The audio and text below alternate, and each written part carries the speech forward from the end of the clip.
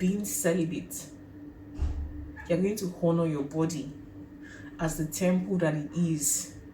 You don't always have to play with various stuffs that you don't even you don't have to objectify yourself just for a few minutes of pleasure. Hi guys, Lina here. Welcome back to my channel. If you're just seeing me for the first time, thank you so much for clicking on this video. My name is Linda and I'm filming this video from Lagos. In today's video, I'm going to be going personal with you guys. I'm going to be talking to you guys about my old addictions and my old, but I call it naughty, crazy habits. But I'm just happy that I'm currently on a journey and I've been able to deal with old habits, or do I call it like a circle, or kind of like an addiction that was literally that I was enslaved to, but didn't realize that I was enslaved to. So guys, if you want to hear me give more details on the title of this video, then please keep on watching this video. And if you're not subscribed to my channel, support me by clicking on the subscribe button just right below, and also turn on the post notification bell right beside the subscribe button. And yeah, we can start now.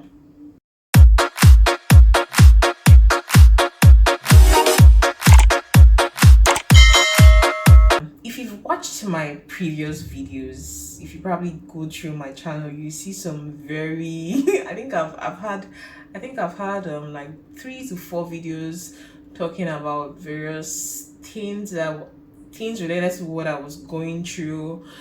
As a child, I was sexually abused, so that kind of made me not to have boundaries when it came to sex.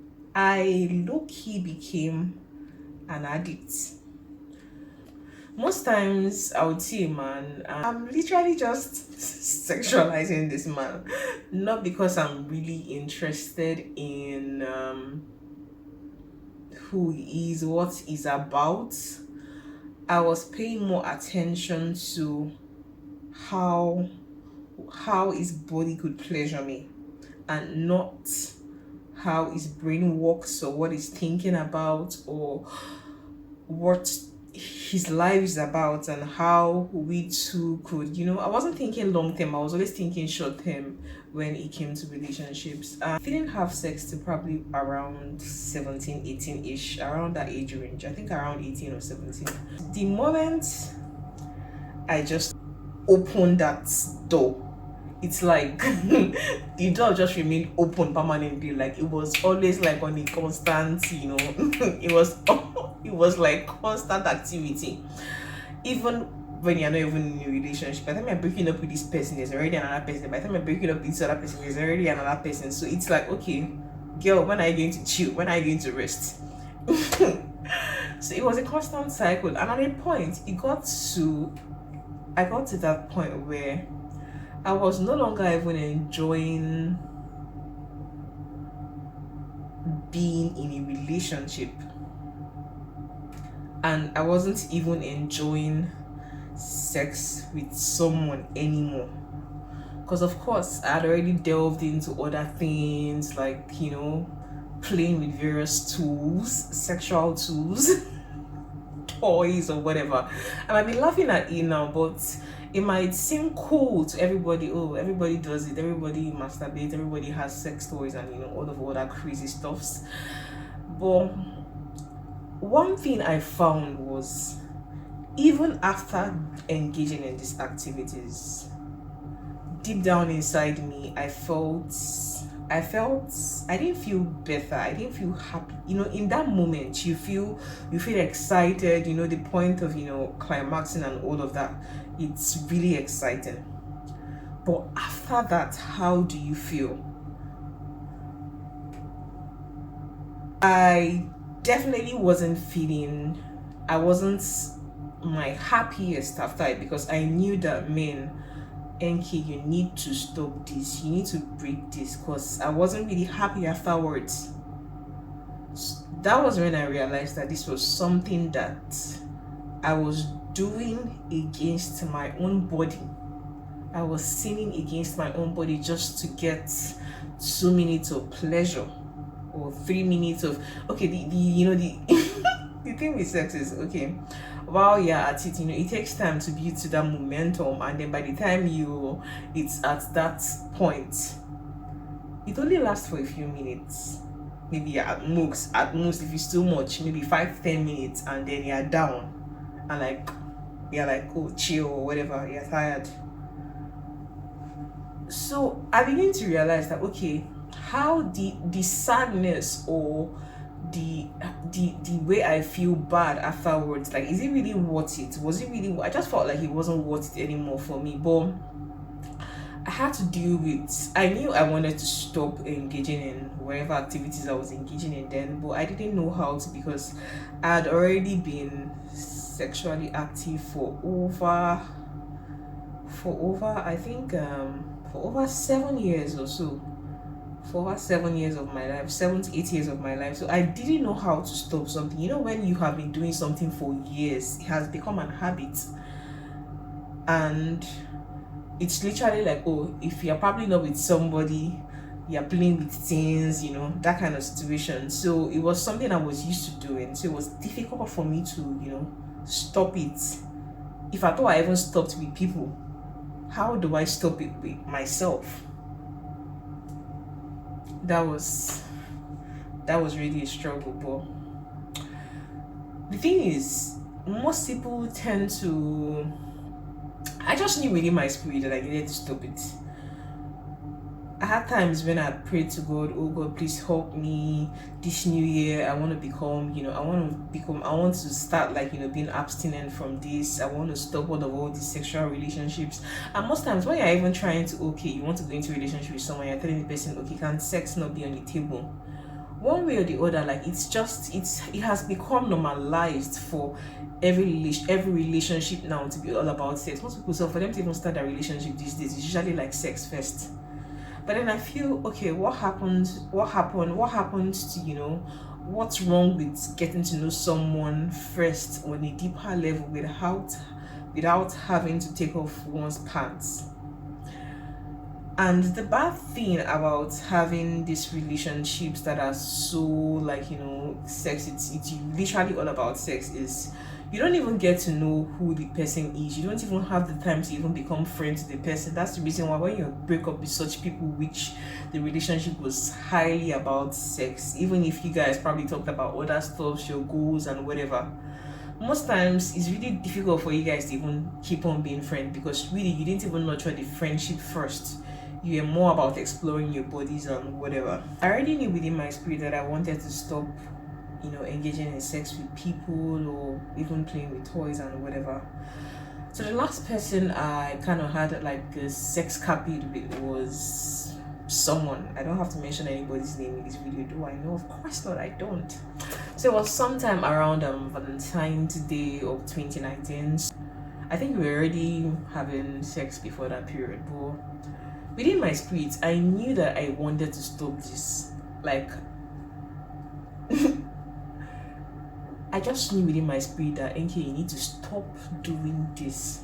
After the sex situation with this guy, I honestly didn't even enjoy the sex, if I'm gonna be honest with you.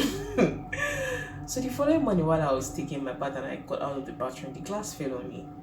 And prior to that, I've had various things I had cut myself with a knife. I just realized that lots of bad things were happening to me at that period, and I began to wonder, is this thing I'm doing now attracting lots of negative things to me? So the moment that glass fell on me that morning, I knew that, NK, now this is it. You really need to break this habit. You need to cut yourself out of this bondage that you have been, this sexual slavery you've been this thing you've just been so addicted to. So that moment was really eye opener for me, because I just knew that there were lots of negative vibrations, negative energies around me. That's the reason why lots of bad things were happening to me. And the thing is, people began to read, even people around me noticed it.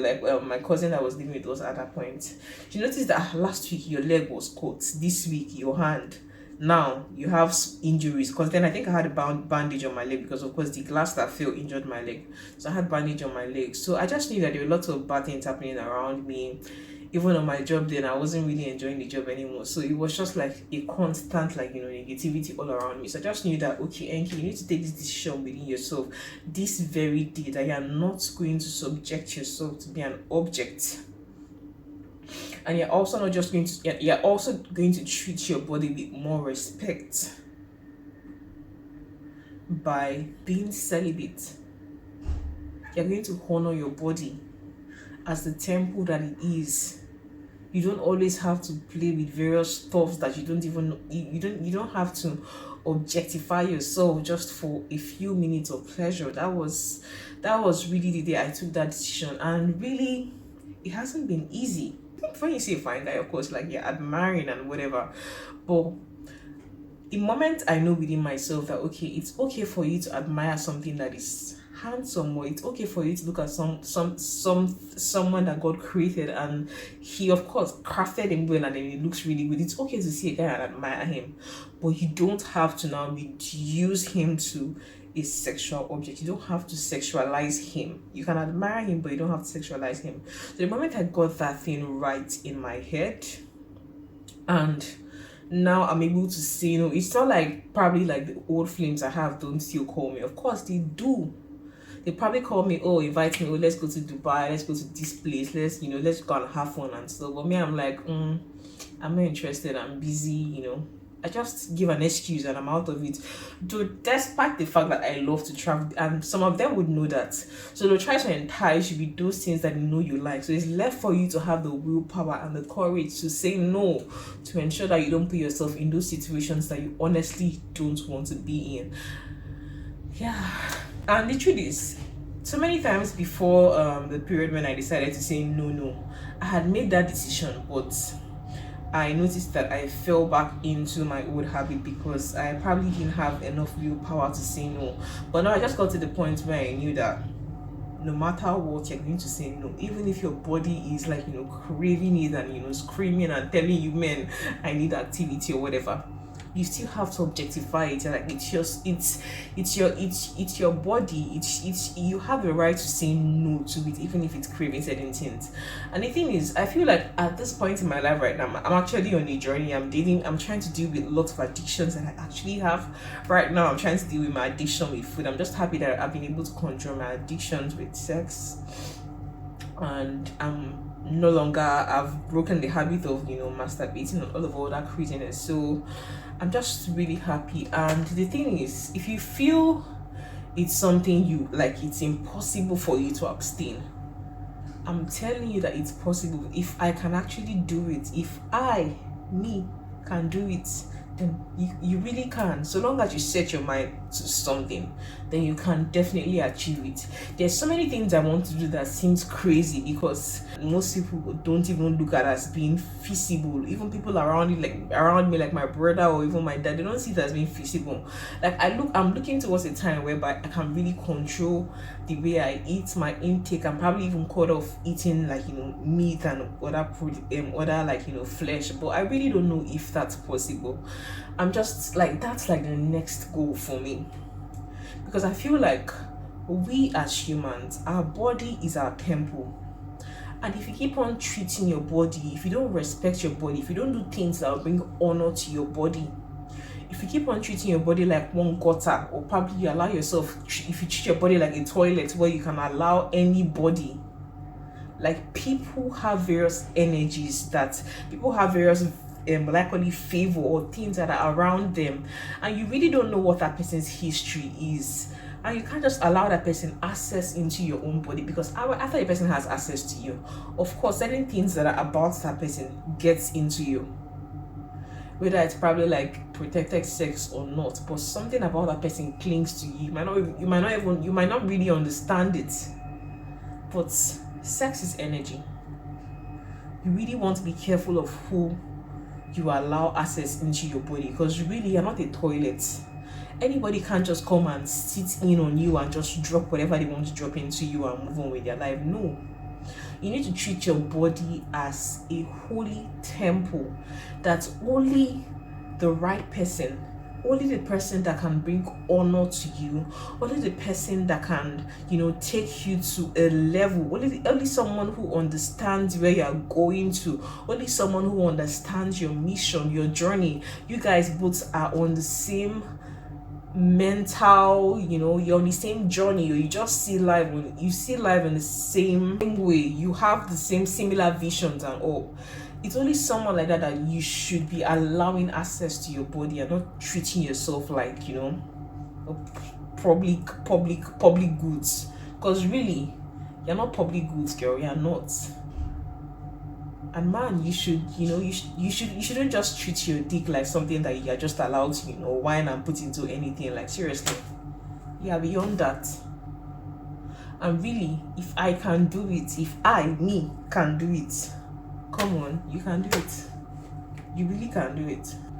After being, I haven't been dating for the past 2 years also, because at that point where I'm really not interested in having a shallow relationship. I'm not interested in dating someone who isn't on the same, who is not in the same mental state as I am on.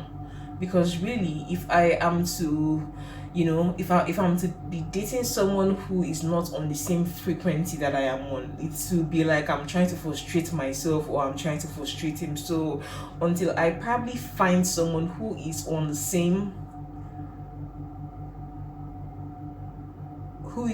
level as I am in my mental states, then I really think I'll just enjoy being celibate, probably forever. I really don't know.